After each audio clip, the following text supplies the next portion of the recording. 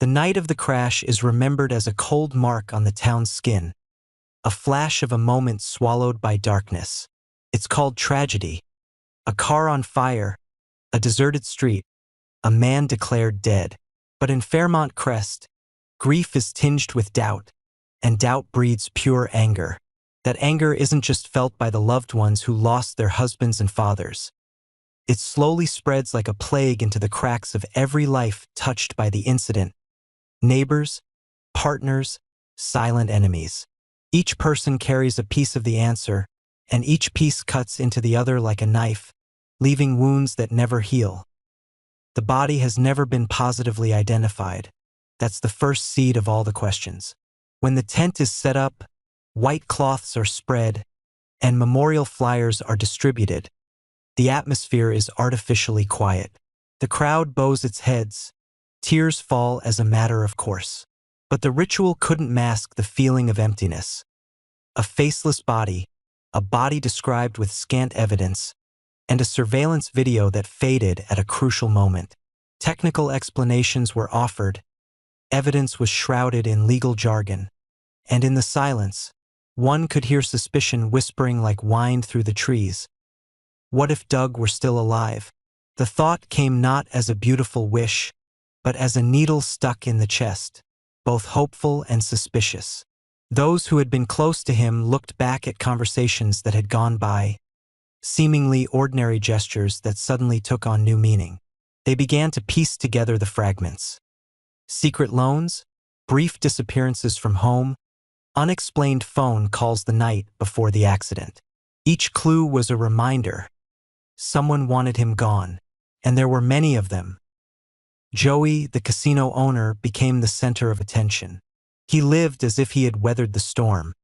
A steady smile in interviews, a glass lifted lightly at charity dinners, but the shadow of fear did not leave him. Every door opening, every car passing, was a needle pricking his spine. He began to see small, inconsequential details he had once thought he could control. An oily towel on a former employee's hand, a deleted text message from someone who had once done him dirty work. Joey knew that if his supposed rival wasn't dead, he had both the time and the inclination to set a trap. And Joey, strong as he was on the outside, found himself on the defensive. A strange attitude toward a person whose loss he had helped create. Doug's wife, Vanessa, wore a different kind of haze. In public, her face was one of resilience. Behind closed doors, she was a mixture of hatred and relief. Some nights, with the bedroom lights dimmed, she wondered about everything she'd missed. The signs of infidelity, the broken promises, the hidden debts. The anger was aimed not just at the man who'd left, if he'd really left, but also at herself for abetting her deception, for allowing that false calm to seep into her life. If Doug returned, she'd want more than just an explanation. She'd demand justice for every sleepless night, every fear, every deception. Meanwhile, those in the shadows, former allies, longtime enemies, began to adjust their plans. Some suspected Doug had staged his own death to save himself. Others believed another hand had pulled him out of danger, a cruel but necessary intervention. Theories turned to conspiracies. Who was his helper? A betrayed former associate? A vengeful ex? Or did Doug, in a moment of decisiveness, choose to fake his own death to hide his true face, to join forces with his enemies, to set a trap for the one who wanted to destroy him? The truth is always surrounded by the need to conceal. If Doug lives, his motive is no longer simple escape. It is a meticulously calculated revenge plan. Preserving his image, sowing chaos to expose the traitor, gathering evidence bit by bit. Every discreet step makes the defender think he has won. Every lie is exaggerated. Every witness is bribed or intimidated, heightening the value of the moment when Doug intends to reveal himself. In that silence, it is the false loss that triggers a desperate chain of actions where power is overturned and the weakest finds a means of survival. Revenge, Fairmont Crest, with its magnificent exterior, becomes a hive of intrigue. People began to realize that the connections were overlapping. The bank loans were a cover, the parties were masks, the intimate relationships were libraries of secrets. Everyone had something to hide, and the hiding had now become a tool. The community's anger is directed at a common image. They've been manipulated into a false sense of security, set up for betrayal. The anger isn't just directed at Doug or Joey. It's directed at the very fabric of the community. The elaborate rules that keep the facade afloat as more clues emerge. Those involved are forced into difficult decisions.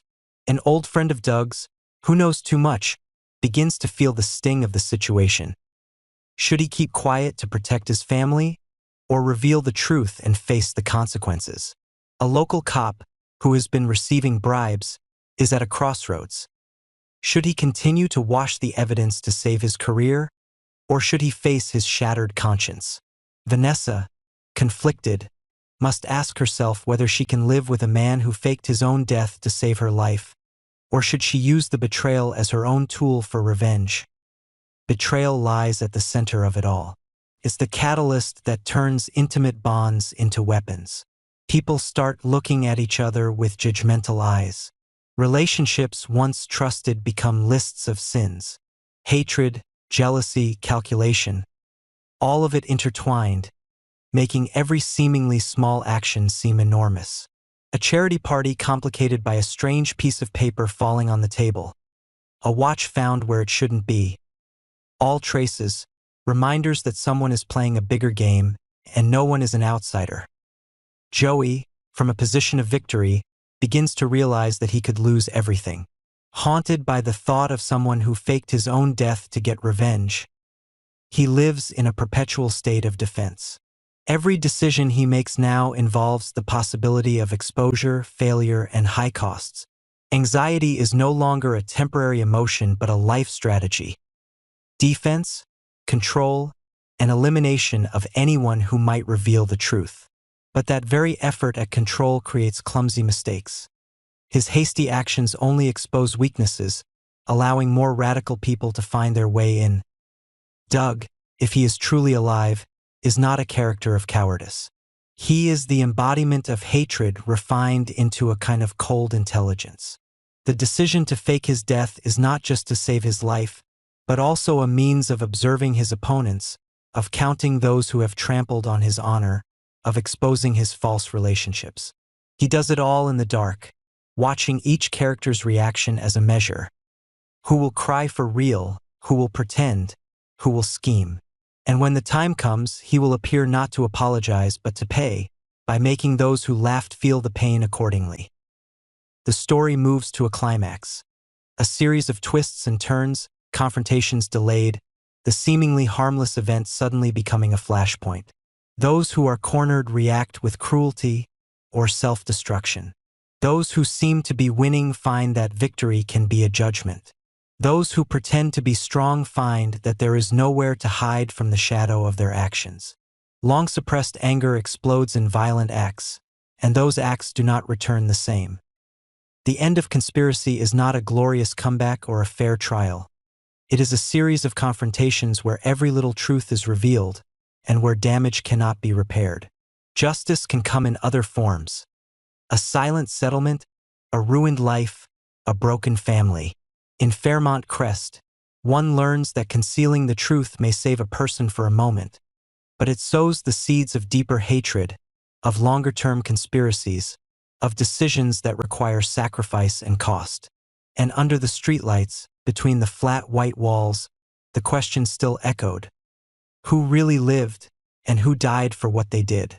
The darkness was the only place Doug felt safe, but it also made him a prisoner of himself. In the silence, he heard his own heartbeat like a knock on the door. Every small sound, the wind whistling through the abandoned roof, the drip of water on the cement floor, turned into a warning. You can't hide forever. That voice, deep and cold as steel, once in his dreams, now part of his reality. Was it the echo of his conscience, or the voice of someone truly watching him from the darkness? Doug had believed that death was the only way to escape Joey's ruthless grip, but when he saw the fire that night engulf the car, He realized he had created a new sentence, another life where he existed but was not allowed to live. He did not die. He just changed roles. And in this new role, every emotion, fear, anger, guilt, became fuel for the revenge plan that was slowly forming in his mind. Before the explosion, Doug knew everything. He discovered the elaborately disguised murder plan, a fake accident that Joey had planned to stage, leaving him as the unspeakable victim. But Doug was no fool. In the moment of betrayal, he didn't collapse. He froze. That terrifying clarity allowed him to turn things around, to turn Joey's trap into his own. He recreated the scene, the car rigged with explosives, a bag of animal blood spilled on the driver's seat, the burn marks carefully calculated to keep the police from suspecting anything. Then he left before it all blew up, taking only one thing with him: his identity. In the days that followed, the news was all over the television. Fairmont Crest was in mourning. Joey addressed the public with a grief-stricken face played with professional precision. But beneath the mask, fear began to bleed. He felt Doug's gaze, though no one saw it. Every night, he dreams of a charred hand reaching out from the rubble, calling his name in a hoarse voice. Doug's death doesn't bring relief. It opens a new chapter, one where Joey no longer knows where the line between guilt and obsession lies. And Doug, in makeshift rooms and cheap hotels, begins to question himself. What has he become? A man seeking justice, or just a man consumed by hatred? He looks in the mirror and sees a face that no longer belongs to him. Stubble, eyes lifeless, skin ashen in the darkness. Every night, he writes in a small notebook in jumbled words, "He wants me gone, but I've only just begun." The words, repeated over and over, become an oath, a blood oath, written in ash and loneliness. Meanwhile, cracks in Joey's story begin to appear. Smitty, who had been fiercely loyal, realized Joey's timeline didn't match. Jacob, ever the meticulous one, discovered Doug's last text message had been sent hours after he was supposed to have died. And Naomi, one misty morning, claimed to have seen a man who looked like Doug standing silently on the dock, staring out at the city with the eyes of someone who knew everything. These accounts, like drops of water on a calm lake, created larger and larger ripples. Fairmont Crest, with its impeccable exterior, began to shake. Joey became erratic. He controlled everyone around him with anger and fear, but the more he tried, the more he revealed his panic. He hired someone to follow Naomi, bribed Smitty, threatened Jacob, but all these actions only made him more trapped by his own obsession. One night he woke from a nightmare, his shirt soaked in cold sweat, a familiar voice echoing in his head. "You think you can kill me? No, Joey. You only kill yourself." Somewhere, Doug heard the news of his memorial service. His smile tilted slightly, half contempt, half pity. He saw Vanessa bow her head, tears rolling down her face, tears of real or fake loss. He no longer knew. His emotions were a jumble. He knew that when he returned, he would not only face Joey, but also his own past mistakes, lies, broken promises. But revenge was the only thing that kept him going. In Chicago, Anita and Vernon, two seemingly unfamiliar names, had their own pieces of the puzzle related to Doug. They knew more than they let on. Old documents, secret deals, and names that had been hidden began to surface. The story is no longer just a feud between two men. It's a web of intrigue that stretches far beyond Fairmont Crest. Doug isn't alone. Someone has helped him, given him the means, the money, the information, but in return, they want something bigger. The downfall of Joey and the entire system of power behind him. As audiences talk about the possibility of Doug's return, the real world begins to shake. Actor Jason Graham, who plays Doug, left the show for health reasons, but the writers didn't let his character disappear forever.